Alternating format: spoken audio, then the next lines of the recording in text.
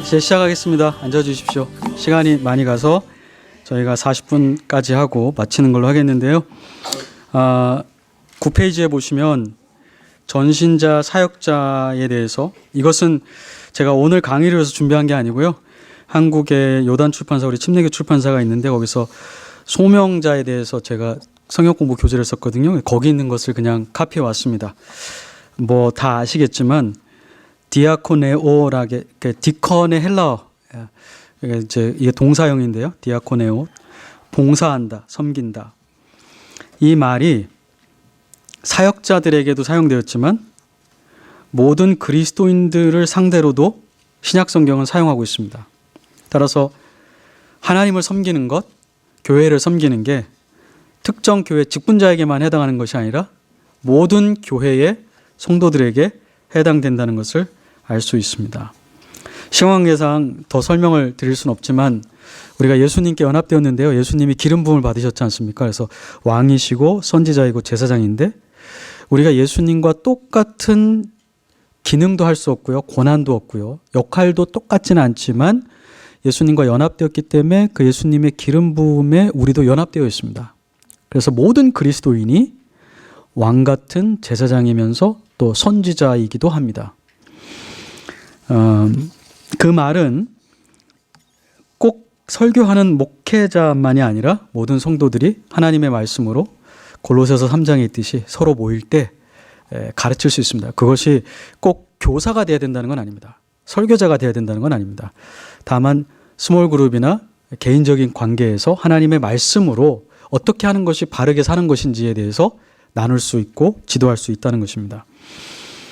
그래서 여기 보면 사역에 대해서도 고린도전서 12장 6절 모든 부분에 있어서 특별히 이제 에베소서 4장 7절, 에베소서 4장 16절에 보면 각 사람에게, 각 지체에게 하나님께서 은사를 주셔서 그 은사가 발현됨으로 교회가 건강해질 수 있다는 것입니다. 그래서 교회를 이렇게 구경하시는 게 아니고 교회 멤버는 사역자가 되는 겁니다.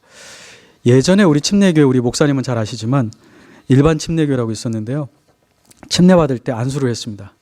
그래서 침례를 받는 순간부터 사역자로, 전신자, 제사장으로 살아가도록 하기 위해서. 근데 이제 그 제도가 없어졌습니다. 왜냐하면 성경에 보니까 모든 성도에게 안수하는 게 성경적이진 않거든요. 그래서 우리가 그걸 더 이상 하진 않지만 알 수 있는 건 일단 침례받는 순간부터 사역자로 태어나는 거다는 것을 우리가 알 수 있습니다. 그런 의미에서 목양 사역도 모든 교인이 함께 해야 되는 사역입니다. 예수님께서 이제 네가 나를 사랑한다면 내 양을 먹이라. 예수님이 이제 요한복음의 22장 마지막에 이렇게 얘기하셨죠. 이 목양 사역도 우리 목사님만 하는 게 아니고요. 11페이지에 보시면은 서로에게 간청하는 것. 그렇게 살지 마세요. 이렇게 살아야 됩니다. 우리 이렇게 합시다. 그리고 우리가 함께 기도하면서 서로를 돌보는 것, 사도행전 2장 42절, 46절, 데살로니가전서 5장 17절, 에베소서 6장 18절. 또 우리가 우리의 그 구원받을 가족들을 위해서 기도하고 노력하겠다는 약속들, 이런 모든 것들이 지금 11페이지에 제가 요약을 했는데 이런 것들이 교인이 함께 지켜야 되는 거지 교인, 목회자만 지키는 건 아닙니다. 한번 제가 읽어볼까요? 10페이지부터 우리가 믿을 때에 하나님의 은혜로 회개하고 주 예수 그리스도님을 믿게 되었고 우리 자신들을 그분에게 헌신하게 되었으므로 그리고 믿음의 고백에 근거하여 아버지와 아들과 성령의 이름으로 침례를 받았기 때문에 우리는 이제 하나님의 은혜로운 도움에 의지하여 엄숙하며 즐거이 서로 간에 맺은 우리의 언약을 재갱신합니다. 우리는 평안의 줄로 성령님이 하나가 되게 하심을 지키기 위해 일하고 기도할 것입니다. 에베소서 4장 3절이죠. 그 다음에 마지막에 보면 서로에게 간청할 것입니다.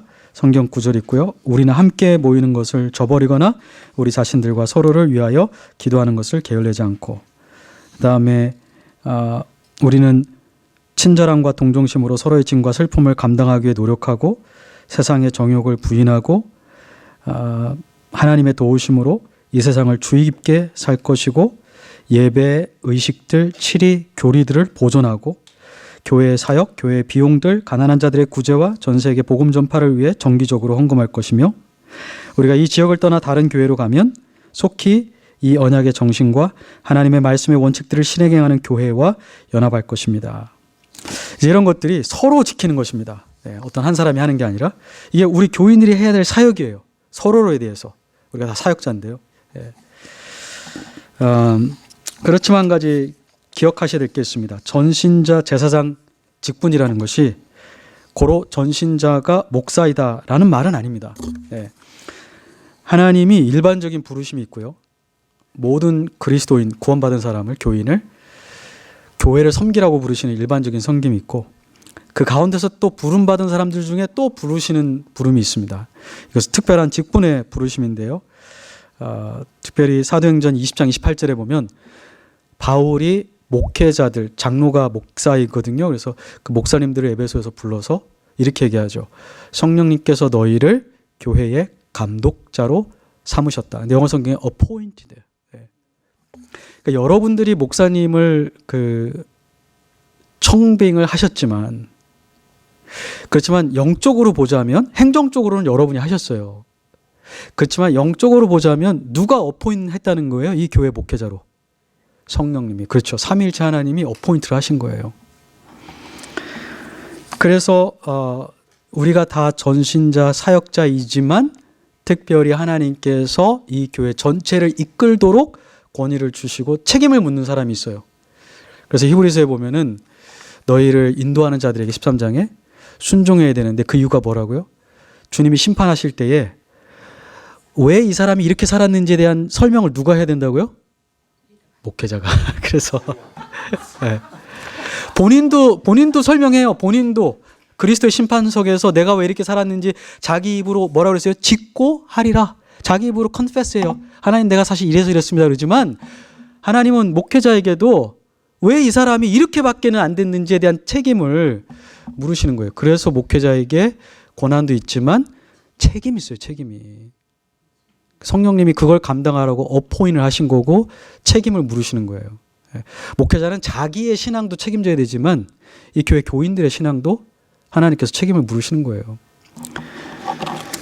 그렇기 때문에 우리가 목회자에게 순종하는 것입니다. 그렇게 책임을 묻고 하나님이 인도하시기 때문에요.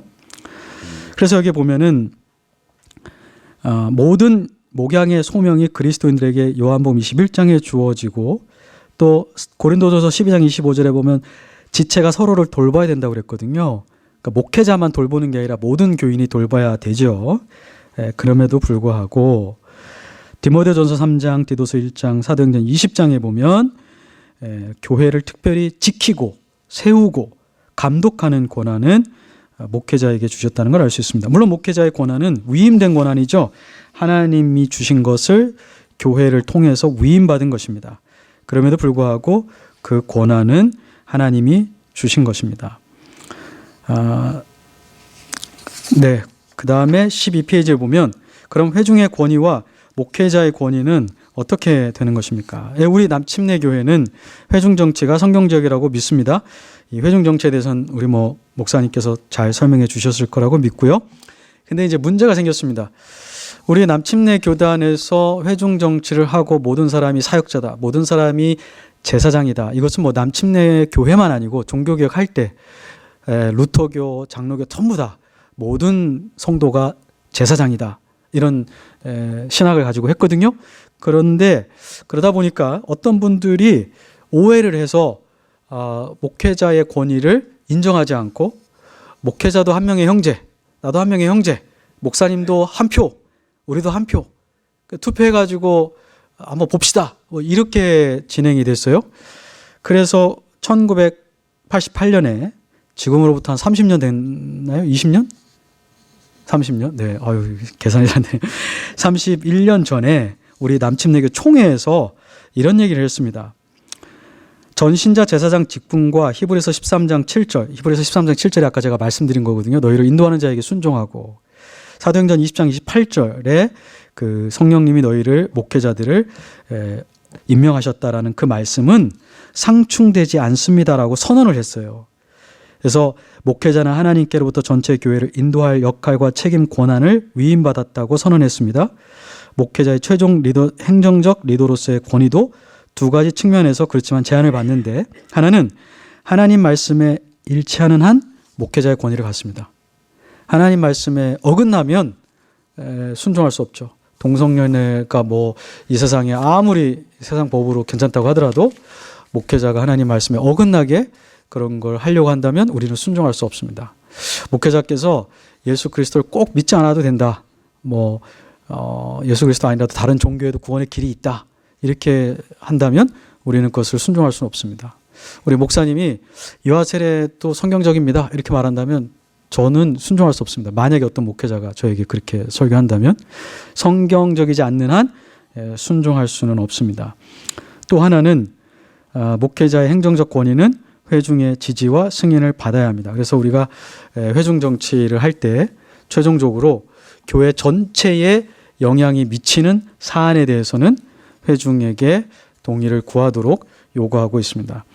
그렇지만 회중의 동의를 구한다고 해서 회중이 모든 것을 결정해야 된다는 건 아닙니다. 우리가 사도행전 6장에 보면 교회 일꾼을 뽑을 때 사도들이 먼저 그 필요를 설명하고요, 자격을 설명했습니다. 이러이러한 사람이 해야 됩니다. 물론 뽑기는 회중이 뽑았지만 또 안수는 또 사도들이 해 주셨거든요. 그래서 이렇게 상호 협력을 하는 것인데, 교회 전체에 영향을 미치는 예산이라든지 멤버십 이슈라든지 목회자 청빙이라든지 물론 교회의 이제 헌장이라든지 이런 것들에 있어서는 회중 혼자도 안 되고 목회자 혼자도 안 되지만 목회자의 리더십 아래에서 그걸 따라가는 거죠. 그러면서 목회자께서 성경적으로 이렇게 잘 제시하시는 것을 회중들이 동의해주고 지지해 주셔야 하는 것입니다. 목회 직분에 대해서 보시면 여기 목회자가 한 분, 또 여기 목회자 후보생이 계셔서 여러분에게는 해당이 안 되겠지만 그래도 여러분도 성경이 말하는 목사님이 어떤 분인가 보시면 좋겠죠. 성경은 목회 직분에 임명되는 것이 하나님의 뜻이라고 분명히 얘기했습니다. 그래서 사도행전 20장 28절에 얘기하고 있고요. 목회자는 교회의 선물입니다. 그래서 에베소서 4장 7절 11절에 보면 승천하시는 그리스도께서 교회에게 선물을 주시는데 사도와 선지자와 복음 전하는 자와 교사인 목사라고 얘기하고 있습니다. 그래서 목사님은 하여하는 게 아니고 목회자는 하나님이 주시는 그 선물을 받는 겁니다. 그래서 여러분, 목회자가 여러분의 인생의 선물입니다. 굉장히 선물이에요. 네. 오인균 목사님이 저에게 하나님이 주신 선물이고요. 여러분에게는 이상철 목사님이 여러분의 인생에 주신 귀한 선물입니다. 또 하나님이 베드로전서 5장 2절 3절에 보면 너희에게 맡겨진, 하나님이 맡겨주셨어요. 그래서 여러분들은 이상철 목사님에게 하나님이 맡기셨어요. 엄한 교회 목사님한테 가가지고 상담하지 마시고요. 문제가 있으면 우리 목자에게 가서 하는 거예요. 요새 요 사이에 이상하게 교인들이 이렇게 유튜브 목사님 따로 있고 자기 교회 목사님 따로 있고 그렇지 않습니다. 또 한국에서 소위 큰 교회에 있다가 오신 분들이 젊은 목회자라고, 목사님 말고요, 더 젊은 분들에게 인정을 안 하시고 껐떡 얘기만 나오면 자기 옛날에 있던 목사님 얘기, 우리 목사님이 이렇게, 아니 이 교회 재직이 어떻게 우리 목사님이 그 한국에 있는 그 유명한 분이 지금 자기를 위해서 기도해 주는 것도 아니에요? 자기에게 말씀을 공급해 주는 것도 아니에요? 신방을 하시는 것도 아니에요? 그 목사님이 아니죠. 하나님이 이 교회의 영혼들은 누구에게 의탁하셨다고요? 이상철 목사님. 저는요? 오인균 목사님. 주인이 따로 있어요. 목자가 따로 있고. 우리 이상철 목사님이 엄한 데 가서 목회하시면 안 되죠? 여기 이 양. 오인균 목사님은 여기 와서 목회하시면 안 돼요. 감나라 배나라 하시면 안 돼요. 우리 하늘교회. 하늘교회 돌보시면 돼요. 세미한교회 갈 필요 없고, 세미한교회 목사님은 자기 교회 자기 양. 하나님이 경계를 정하셨어요. 그 경계 안에 우리가 살아야 됩니다. 목회자의 자격은 설교와 가르침의 은사가 있어야 되고, 우리 이상철 목사님 두말할 필요 없습니다. 바른 교리를 수호하고 이단들을 책망하고, 한 가정의 가장이어야 되고요, 한 아내의 남편이어야 되고요, 아내를 사랑하고 교인에게 본이 되어야 됩니다. 영적으로 성숙해야 되고요, 인격적이어야 되고, 13페이지에 세상 사람들한테 책망받을 게 없어야 됩니다. 죄가 없는 사람이 아니라 세상 사람들이 보기에도 부족하면 안 된다는 겁니다. 목회자의 역할은 말씀으로 양떼를 잘 인도하는 목자이고요. 그러니까 설교와 가르침이겠죠. 그 다음에 다음 세대를 양성할 훈련이 이게 의무입니다. 목사님이 이 다음 세대를 이끌어갈 리더를 계속 양산할 수 있는 책임을 목사님이 지셔야 한다는 것입니다. 또 하나는 목회자가 행정적으로 이 교회의 최고의 감독자입니다. 여러분 그 elder, bishop, shepherd 이게 다 패스터에게 쓰이는 단어잖아요. 신약 성경에. 근데 비숍이 굉장히 약화되어 있었습니다. 비숍은 카톨릭에만 있는 게 아니고 원래 신약 성경에서 목회자를 가르치는 말 중에 가장 많이 쓰인 말 중에 하나가 비숍입니다. 감독. 감독은 원래 로마 시대에 로마의 그 어드미니스트레이터 행정가들에게 붙여준 직책이 중에 하나가 비숍입니다. 근데 그거를 교회가 이렇게 어답한 거거든요.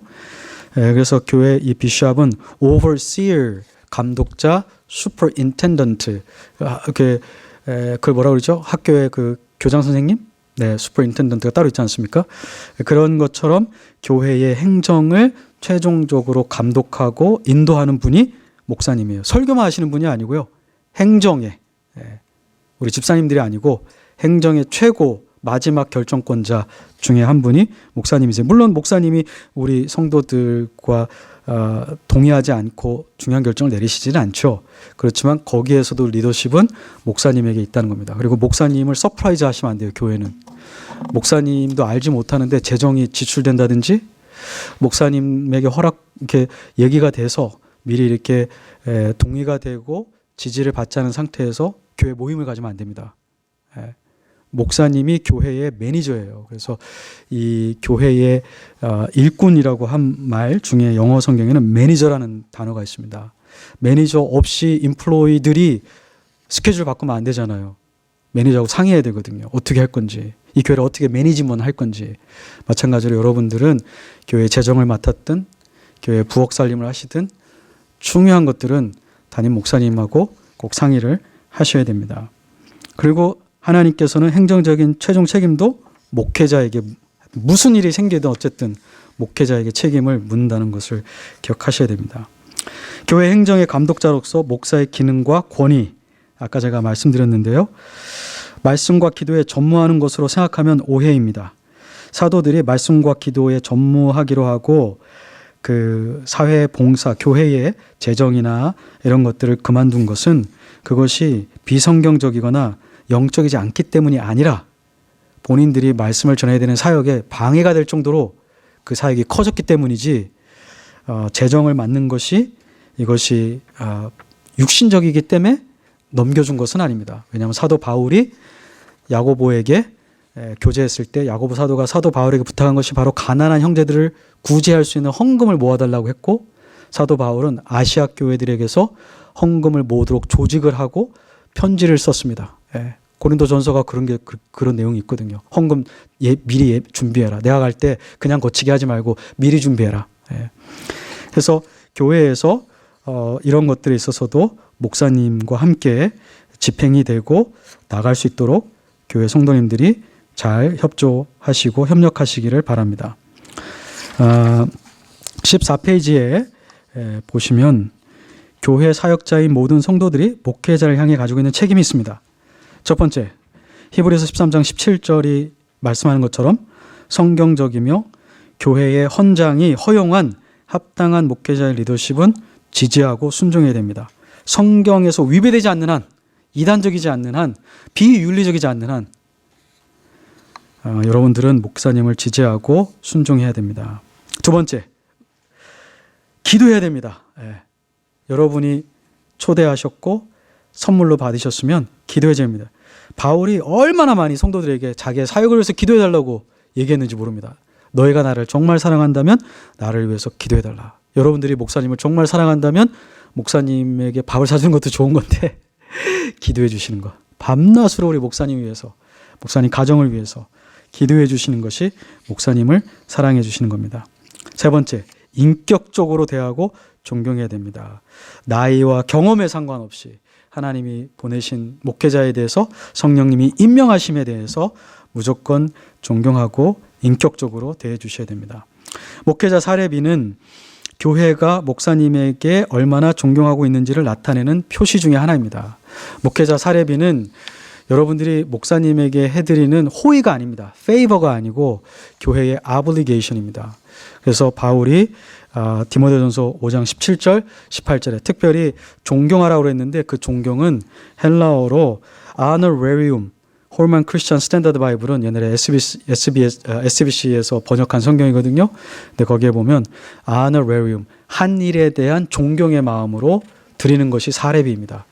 사례비가 정말 우리 목사님을 우리 교회가 존경한다는 의미가 최대한 반영되어 있는지를 바울은 교회의 교인들로 하여금 의무이기 때문에 잘 실행하라고 얘기하고 있습니다.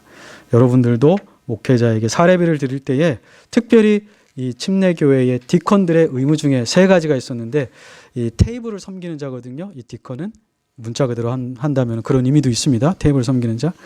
주의 만찬을 준비하고 누가 주의 만찬에 올 수 있고 누가 주의 만찬에 올 수 없는지 그런 자격 심사를 목사님과 함께 우리 디컨들이 하셨고 가난한 사람들의 테이블, 이 구제 사역을 우리 고아와 과부들을 돌보는 것을 우리 집사님들이 하셨고 또 목회자의 이 생활의 테이블 이것을 우리 침례교회에서는 디컨들의 사명으로 이렇게 얘기해 왔습니다. 또 하나는 목회자가 고난받을 때 그를 격려하고 짐을 같이 나누어 지어야 합니다. 우리 사역자인 모든 성도들이 사역자 중에서 또 사역자로 부름받은 담임 목사님에게 그리고 담임 목사님뿐만 아니라 이 교회 목회자 리더들에게 그러한 의무를 가지고 있다는 것입니다. 집사에 대해서 보겠습니다.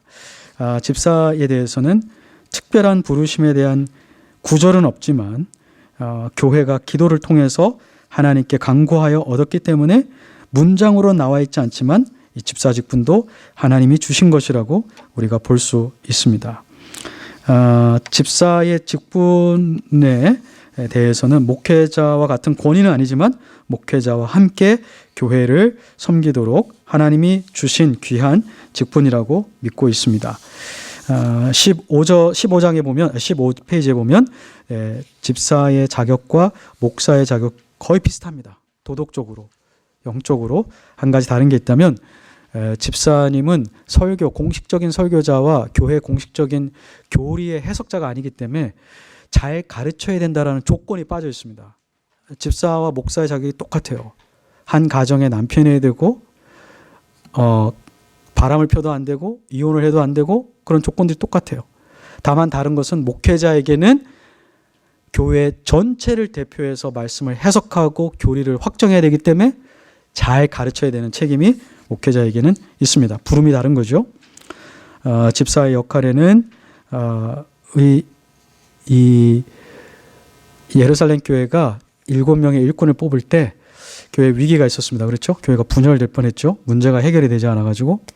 그래서 이 직분을 뽑는데 특별히 집사의 직분, 물론 그 7명이 집사라고 볼 수 있느냐 논의가 있지만 나중에 나온 집사들의 원형으로서는 누구도 이의를 제기하는 사람은 없습니다. 그런데 그분들을 뽑은 이유가 교회가 화합하고 교회가 일치해서 연합해서 좀 더 말씀 사역에 그 힘을 얻기 위해서 복음이 더 확장되기 위해서 직분을 뽑았거든요. 그러니까 우리 집사의 직분이든 또 성경에는 나와 있지 않지만 성경적인 직분을 위배하지 않으면서 교회에서 필요해서 있는 직분이 있다면 그것이 무엇이든지 한 가지 분명한 것은 교회를 바로 세우기 위해서, 교회를 연합시키기 위해서, 교회가 하나 되어서 더 복음 사역이 힘을 얻기 위해서 사용되어야지 그 직분이 바르게 사용되는 거지 그것이 교회를 다투게 하는 그런 것이 된다면 성경의 그 의도와는 완전히 빗나가는 것입니다. 물론 집사님이 목회자의 권위는 아니지만 자기의 일을 실행해야 되기 때문에 교회가 델리게이트한 어느 정도 행정적인 권한은 있다고 우리가 볼 수 있습니다.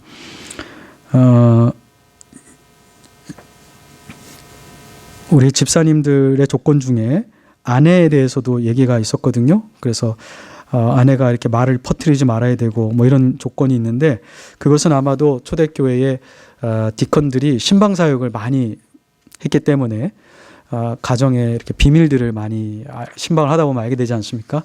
근데 신방은 혼자 못합니다. 왜냐하면 여자분들도 혼자 있고 이래가지고 초대교회 1세기 문헌에는 성경에는 안 나와 있지만 2세기, 3세기, 4세기 교회 문서에 보면 디컨들이 신방을 할 때 자기 아내들과 이렇게 많이 신방을 했습니다. 스캔들을 피하기 위해서 필요한 거죠. 그러다 보니까 아마 그래서 집사의 안수 집사 남자를 뽑을 때 아내들에게도 어떤 특정한 조건을 요구했던 게 그런 사역 때문에 요구했다고 우리가 볼 수 있습니다. 오늘날에는 교회의 재정적인 관리라든지 재산 관리, 새신자를 돌보고 침례와 주의 만찬을 준비하고 주일 예배와 기타 모든 공예배 예배 시간을 준비하고, 참 이게 저희 아버지도 한 30년 목회하시고 은퇴하셨거든요. 근데 로레이도라고 여기 35번 타고 저 끝에 멕시코 국경 도시가 있습니다. 거기서 15년 목회하셨어요. 한국에서 목회하시다가 또 아이다호에서 목회하시다가 마지막 텍사스에서 이제 15년 목회를 끝내셨는데, 저희 아버지 그 로레이도 텍사스가 한국 사람 120명도 안 살, 100명 되나요? 그 중에 저희 교회를 오시는 분들이 50분, 나머지 캐톨릭, 여호와 증인도 있고 안식일교인도 있더라고요. 다 각각이에요. 몰몬교인도 있고 한국 사람들이 50명이 나오는데 너무 분주한 거예요. 아버지가 주일날 말씀도 준비해야 되는데 주보도 준비해야지, 예배 이거 준비해야지, 문도 열어야지.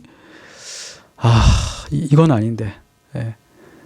사실 집사님들이 이걸 준비해 주셔야 돼요. 목사님의 어시스턴이거든요.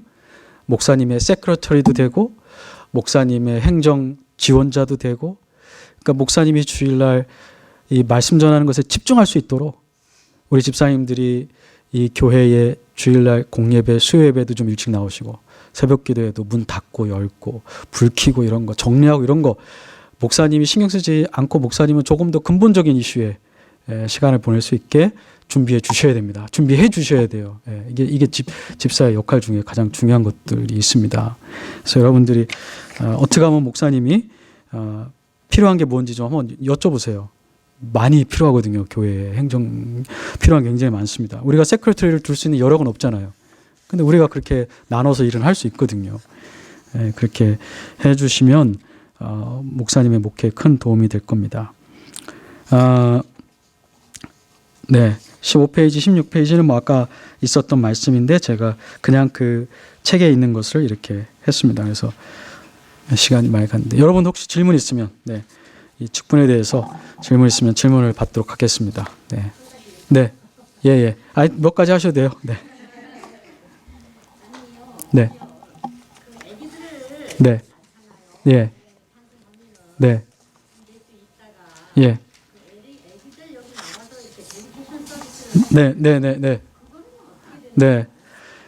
예. 그게 이제 우리가 child dedication이라고 해서 우리가 이 아이를 하나님 앞에 믿음의 사람으로 잘 키우겠습니다라는 헌신이죠. 근데 유아 세례는 아니고요. 그걸 했다고 멤버십을 줄 수는 없습니다. 왜냐하면 이것은 아이가 신앙을 고백한 게 아니고 사실은 부모와 교회의 헌신이거든요. 그래서 저희 하늘의교회는 올해 저희가 이걸 했는데 Child Dedication이라고 안 하고 Parents and Church Dedication으로 바꿨어요, 이름을요. 그래서 부모와 교회의 헌신 시간. 그래서 아이를 데려오긴 했지만 축복기도를 해줬지만 부모가 교회 앞에서 어떻게 이 아이를 키울 건지 선언을 했고, 그 다음에 교육부 집사님이 나오셔가지고 그럼 우리 교회 공동체가 이 아이를 믿음 가운데서 앞으로 어떻게 키우고 그 부모를 서포트할 건지 약속하는 그런 헌신의 시간이 있었거든요. 사실은 이거는 미국 침례교에서부터 이 용어를 바꾸고 있더라고요. Child Dedication은 자기가 하는 건 아니기 때문에 좀 말에 어폐가 있다. 그래서 이건 사실은 부모가 내가 이렇게 하겠다고 헌신하는 거기 때문에 Parents and Churches Dedication 이렇게 우리가 바꿔서 했거든요. 그렇게 바꿔서 할 수 있습니다. 왜냐하면 예수님께 어린아이가 올 때 예수님이 내게 오는 걸 금하지 말고 예수님이 기도해 주셨잖아요. 축복 기도해 주셨잖아요. 우리 교회가 당연히 할 수 있습니다. 해야 되고요. 나쁜 거 아닙니다. 그렇지만 그것이 잘못하면 infant baptism의 대체물로 인식이 줄 수 있기 때문에 교회 공동체는 확실하게 얘기해 줘야죠. 이거는 infant baptism하고는 전혀 상관이 없고 우리 교회가 앞으로 부모님이 어떻게 헌신하겠다는 것을 얘기하는 겁니다. 이렇게 얘기해 주시면 되겠죠.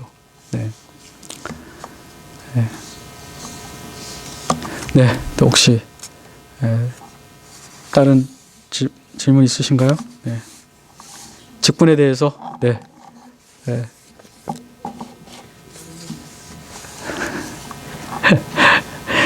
다른 분들 없으세요? 예. 예. 네. 예. 저희가 성경적으로 계속해서 교회 멤버십 네. 이런 것들을 쭉 해왔으면 네. 좋겠지만 네. 지금 사실 이제 이민 교회들 가운데 예. 물론 잘하고 있는 교회들도 있어요. 예. 잘하고 있는 교회들도 있는데 그렇지 못한 네. 것이 많이 있고 예, 예. 그냥 교회 왔다 갔다 네. 하시면서 네. 그냥 그 올해 이제 출석하시면 네. 멤버가 되는 것처럼 네. 이렇게 많이 되어 있는데 사실 네. 현실을 보면 사실 그런 상황이거든요. 네. 이런 것들을 사실 이제 바꿔가야 되는데 네. 그것은 이제 저와 좀 예. 리더들이 네. 그것을 어떻게 할 것인가를 물론 예. 결정을 해야 돼요. 예, 예, 예. 한꺼번에 뭐 맞습니다. 그렇죠.